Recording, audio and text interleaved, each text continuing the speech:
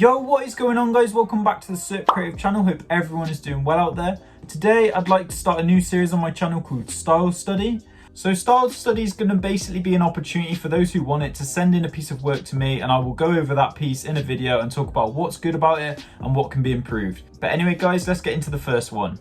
Okay, so to kick things off for the first episode of Style Study, we've got this piece here by NMMD Art. Firstly, I'd just like to say massive thank you for sending this piece in. It takes a lot of guts to have your piece shown on this platform, and I really appreciate the fact that you're taking this opportunity to learn some new things about graffiti through this. But anyway, so a little bit about him. His tag name is NMMD. He's from Germany and he's been writing graffiti since around 2018. Okay, so getting straight into his piece, we can see he's got a nice 4-letter word here, 4-letter name, which is really good in graffiti because you've got that equal balance. You've got that line of symmetry down the middle of the 2 letters, and you can really use that to your advantage to balance the word very well.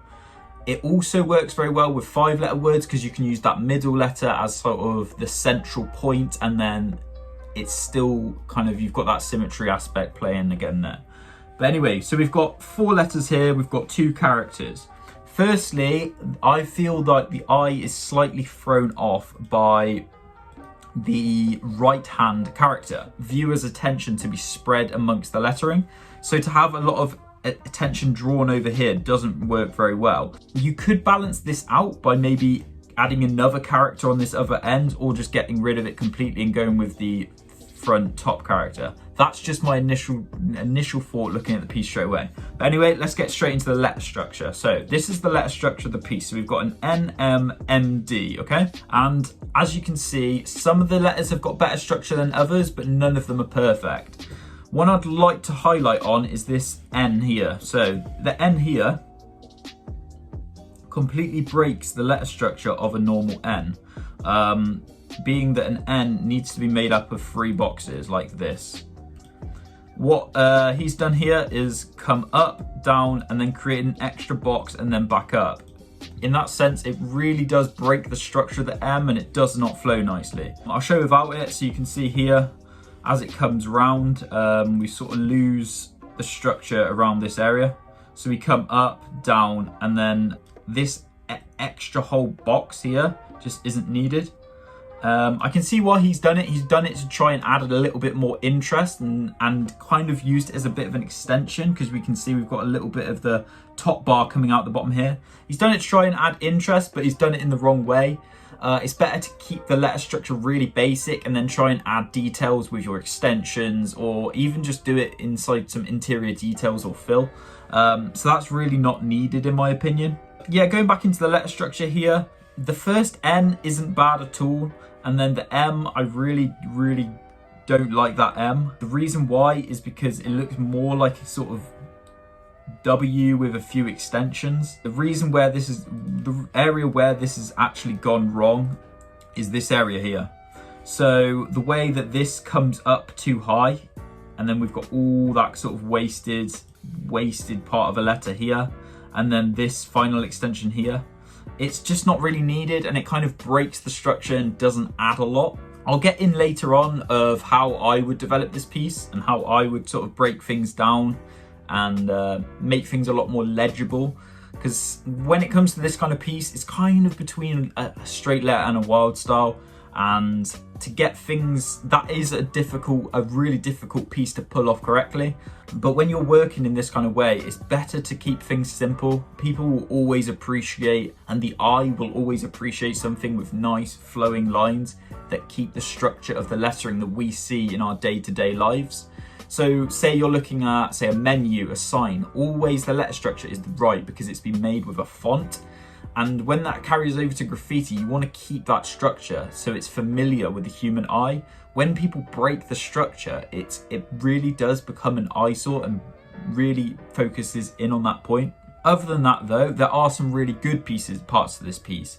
The first N isn't bad whatsoever, and what he has done is added these good extensions which are sort of along the lines of serif. So at the bottom of his bars here, he's got these. They do not subtract from the letter structure at all, and the reason for that is because the actual structure of that N is pretty bang on. It's not perfect, being that we've got this should match up with the top of this. So it should more be like this. The reason for that is because that is the way the letter structure is built. It's got a second bar that intersects the top bar.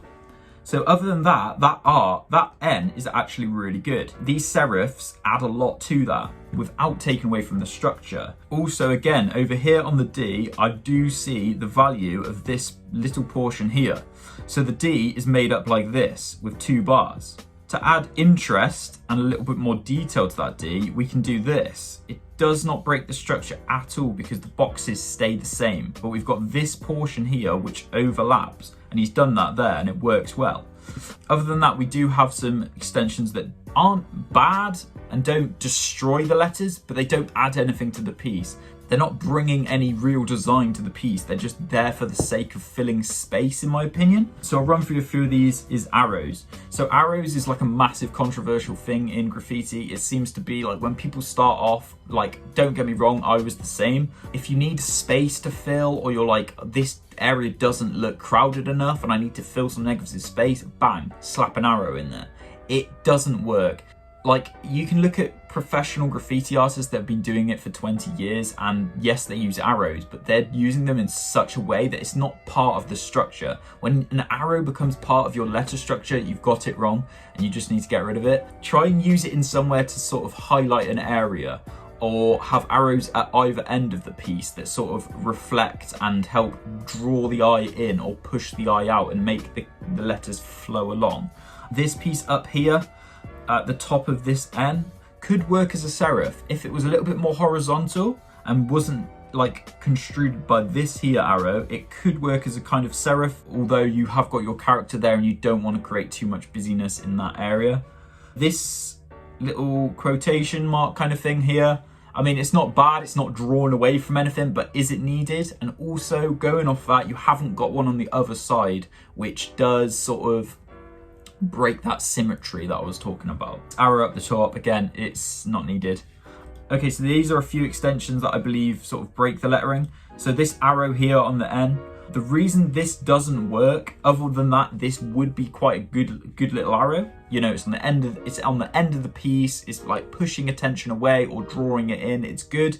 But the reason is because these lines here follow the lines of your letter structure. And the reason that's bad is because the I will be drawn up this way of the letter, and it will follow up, and it will follow your arrow instead of coming back down and following the R.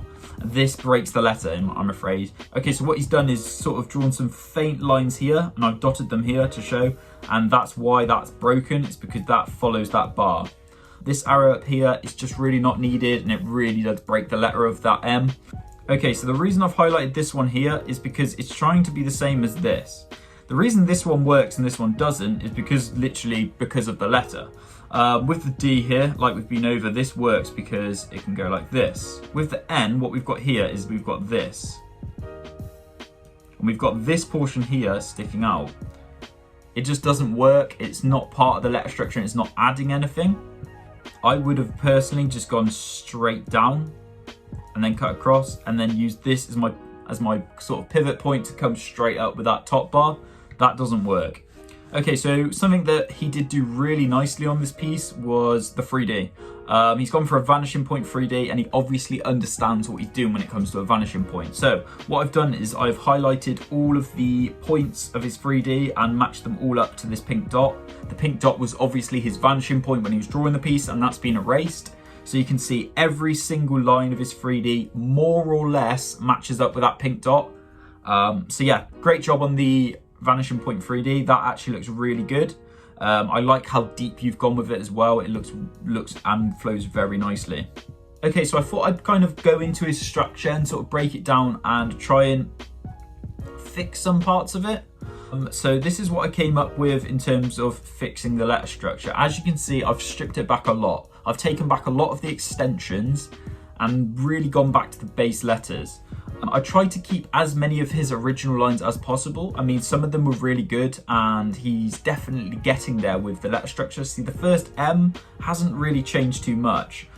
We've sort of kept it the same, but we've moved the middle box of the N up so it connects a bit higher, We've also got rid of the arrows, which didn't add a lot, but we've kept his kind of serif extensions, which I felt worked well.